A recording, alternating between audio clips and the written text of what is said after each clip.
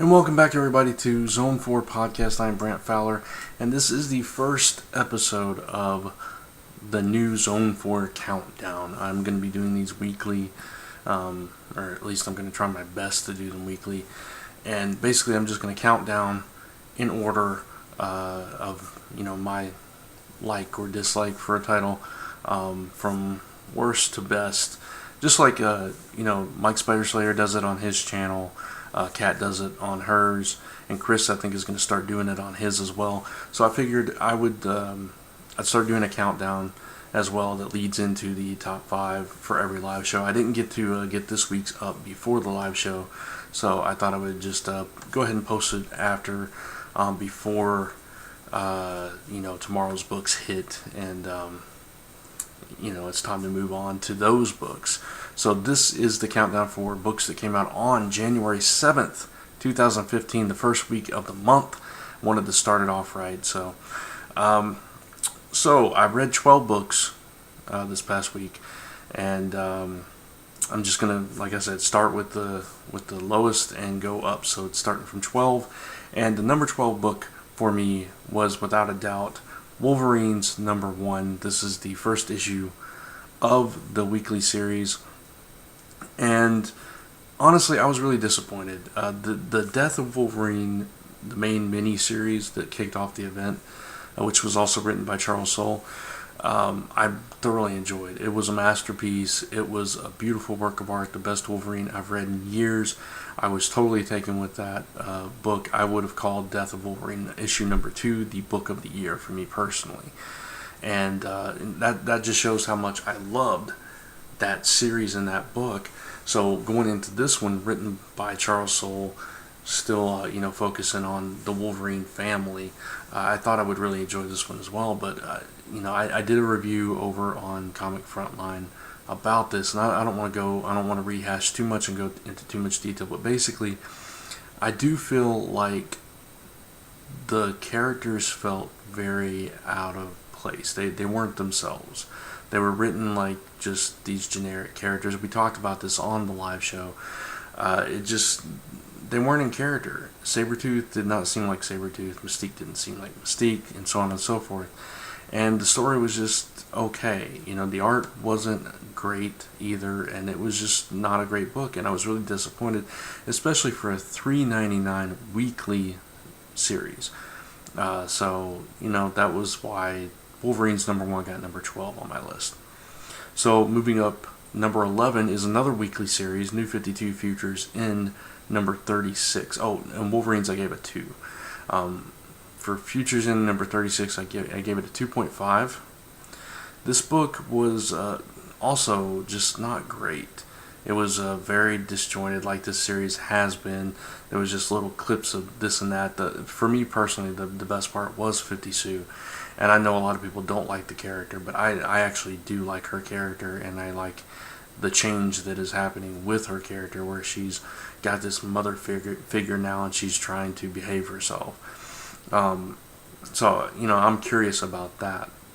The other stuff, it was all this, you had the little part with Batwing and Plastique that just was kind of weird, and you had, not Batwing, Batman Beyond, I don't know why I call him Batwing, Batman Beyond and Plastique, and then you had this whole Shazam thing, and you got the backstory of the other character, and it felt like this mashed together little segments of various stories, like this series does way too often, and I'm kind of looking forward to the end of this one. So that's why it ranked at number 11. Coming in at number 10 for me was the last weekly series that I read, which was Batman Eternal number 40. This one was better than the other 2 weeklies. I didn't mind it as much. My favorite part was the Catwoman part. And they mentioned Stephanie Brown and that whole thing, but it still felt like a very rushed issue. It felt kind of chaotic. The pacing was off. So it wasn't the best issue of the series. The art was a little sketchy as well. So I gave this one a 3. And that's a generous 3 for this one. So coming in at number 9 for me is Spider-Man 2099 number 7. I also gave this a 3. And I enjoyed the book. It's just for some reason I'm having a hard time getting into this particular series. I don't know why. I'm a huge Spider-Man fan. I like Spider-Man 2099. The story here was solid. Again, we talked about it on the live show, but it lost points for me because there was a scene in Amazing Spider-Man number 12 this week that tied into Spider-Man 2099 number 7. They even referenced it to get the full story, and we didn't see that full story. It wasn't continued, so it was kind of left undone a little bit. So that kind of tainted it a little bit for me. But the art was good. The story was decent. It's a Spider-Verse tie-in, and so it is what it is. It's not a bad book. I did enjoy the issue. It's just not quite up there with some of the other books, so I gave it a 3. And that's why it ranked at number 9. Coming in at number 8 is a book from Dynamite Entertainment called John Carter, Warlord of Mars, number 3.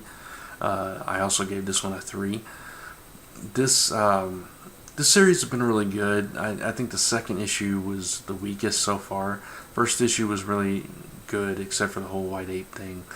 And the second issue kind of lost me a little bit. This issue picked things up quite a bit for me.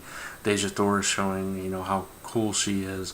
But at the same time, the villain of the story here got the best of her. And John Carter, we don't know what the fate of him is. Obviously, we do, but in the terms of the story, he's left compromised at the end of the issue, and the way things are playing out, it seems very dire for Barsoom, and I like the way that the story has gone there. The dialogue was on point, the pacing was very well done. This was kind of a spotlight issue on Deja Thoris in this particular arc, so I really enjoyed this issue. Again, I gave it a 3. So coming in at number 7 for me is Unbeatable Squirrel Girl number 1. This was a fun book. Hands down, this was just one that you could kick back, forget all the serious crap, just enjoy it for what it is. Was it the best art in the world? No, but it was fun, quirky art. Was it the best story in the world? No, but it was a fun, quirky story with a fun, quirky character. I have seen her depicted better in other books in the past. So this wasn't my favorite depiction of Squirrel Girl, but the writing was fun and light and happy-go-lucky and just not too far gone like, say, a Harley Quinn or Deadpool, but it still had that humor, that kind of misplaced humor. And this is a character that should not be as powerful as she is, and she's taking on Kraven, and next issues she's taking on Galactus, and I just think it's fun. Is it worth $3.99 every month? I don't know, but for a first issue, this was really enjoyable, and I'm glad I read it. So that's why it comes in at number 7. Coming in at number 6 for me is Amazing Spider-Man number 12. Oh, I gave Squirrel Girl a 3. But Amazing Spider-Man number 12, fantastic issue overall. And, I'm a huge Spider-Man fan. I am enjoying Spider-Verse. For me, I did feel like it was a little bit repetitive from the past couple of issues. Like we talked about on the Frontline live show. I don't know. I like some of the themes going on. I like that there was progression. We learned the weakness of Moreland and his family, the inheritors. We,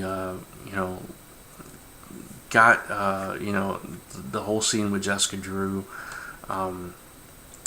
with finding the scrolls, and the Weaver kind of interjecting himself and this and that. There was progression, and I appreciated that.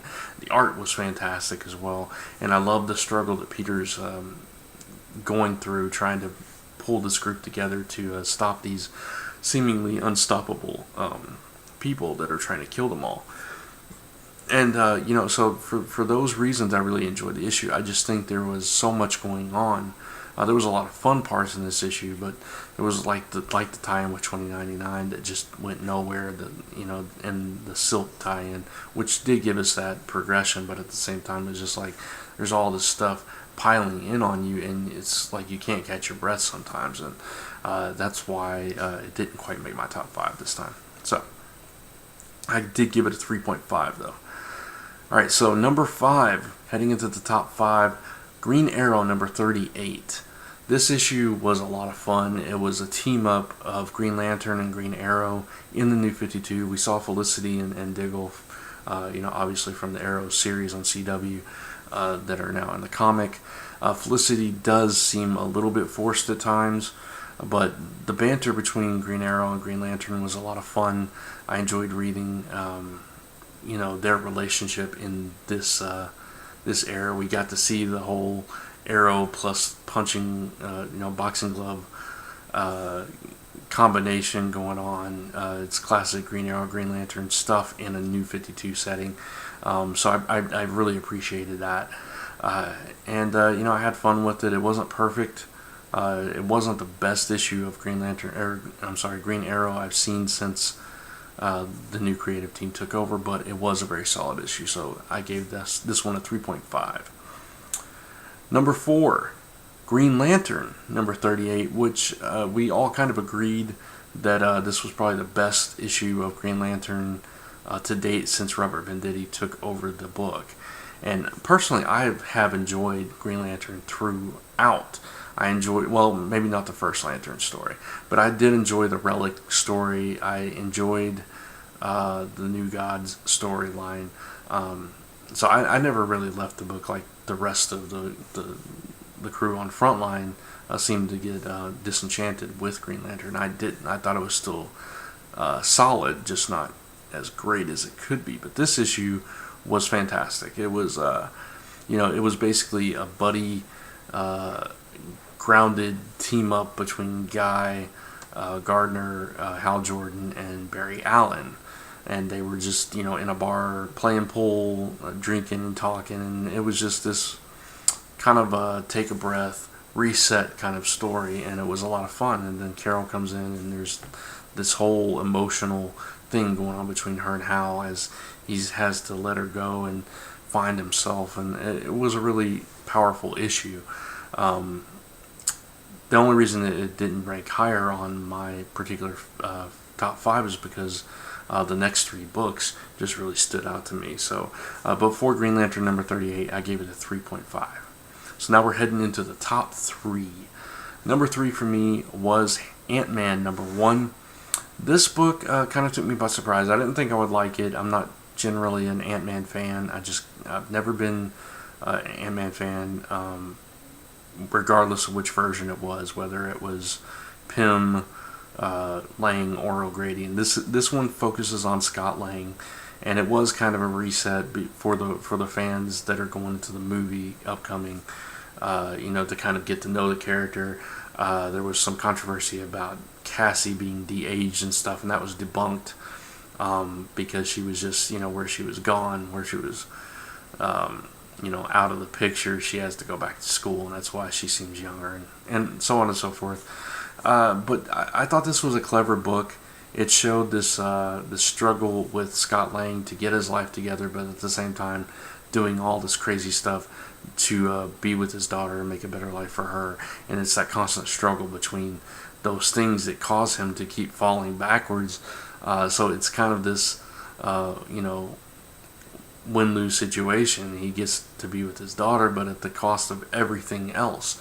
And it's just not a good situation. He's not going about it quite the right way, but he's really trying. And I appreciate that that aspect. It was the right amount of humor, the right amount of emotion, relationship stuff going on here, and I really enjoyed it. So I gave Ant-Man number 1 a 3.75. Number 2 for me was Birthright number 4 from Image. This series has really hit every chord for me personally since issue 1. That issue I fell in love with, the story, the twist at the end, and ever since it's been the book that I just gravitate towards when it comes out, and I have to read it right away. And Birthright 4 is no exception. Basically, in this issue, we have the